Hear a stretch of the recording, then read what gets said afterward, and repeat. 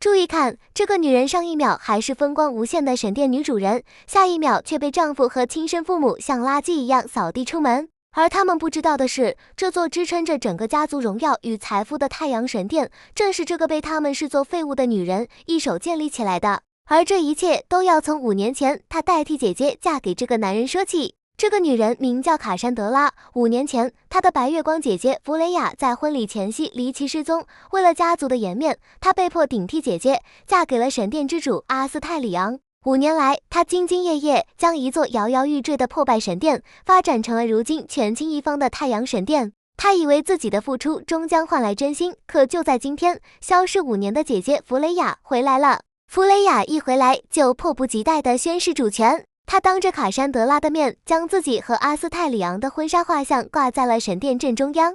卡珊德拉心中一阵刺痛。结婚5年，她和丈夫唯一的合照，仅仅是结婚卷轴上那一幅潦草的画像。弗雷亚更是满脸激愤，让她识趣点，主动让出本就不属于她的位置。卡珊德拉看向自己的丈夫，希望他能为自己说一句话。然而，这个男人只是冷漠地让她别再胡闹。5年的夫妻情分，在她姐姐出现的那一刻，就瞬间化为了泡影。她终于明白，自己不过是一个填补空缺的临时演员，一个维护她声誉的工具人。更让她心寒的是她的亲生父母，他们拿着一份离婚协议书，逼着卡珊德拉签字。为了让她尽快滚蛋，以免妨碍他们的宝贝大女儿弗雷亚，他们甚至假意许诺分给她一些财产。卡珊德拉太了解自己的家人了，她一眼就看穿丈夫阿斯泰里昂对此毫不知情，这只是父母和姐姐为了安抚她耍的把戏。她毫不犹豫地签下名字，看到他如此爽快，父母的脸上竟然露出了如释重负的笑容，仿佛甩掉了一个巨大的包袱。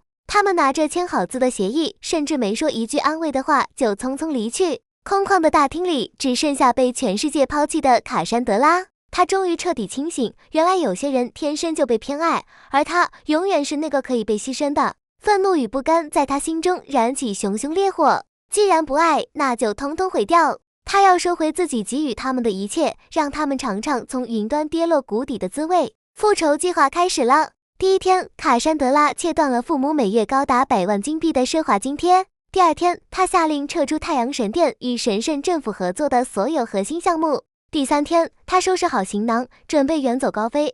她要亲眼看着，没有了她的神力支撑，这帮寄生虫的完美生活还能维持多久？果然，母亲第一个气急败坏地冲了进来，指着她的鼻子破口大骂，质问她有什么资格敢断掉家里的供奉。紧接着，柔弱不能自理的姐姐弗雷亚正依偎在丈夫阿斯泰里昂的怀里款款走来，假惺惺地劝她不要太过分，不要让父母难堪。这副嘴脸，卡珊德拉在过去5年里见过上千次，但这一次，连她的丈夫也加入了围攻。阿斯泰里昂用命令的口吻让她立刻向父母道歉，他甚至在她耳边低语威胁，警告她不要毁了整个家族。见她沉默不语，男人竟自作主张替她向父母许诺，会将津贴提高到100万金币。卡珊德拉冷笑一声，直接戳穿了他的虚伪，让他自己出这笔钱。阿斯泰里昂的脸色瞬间变得铁青，他死死抓住卡珊德拉的手腕，骨头仿佛都要被捏碎。他最后一次质问他到底还想不想留在这个家里。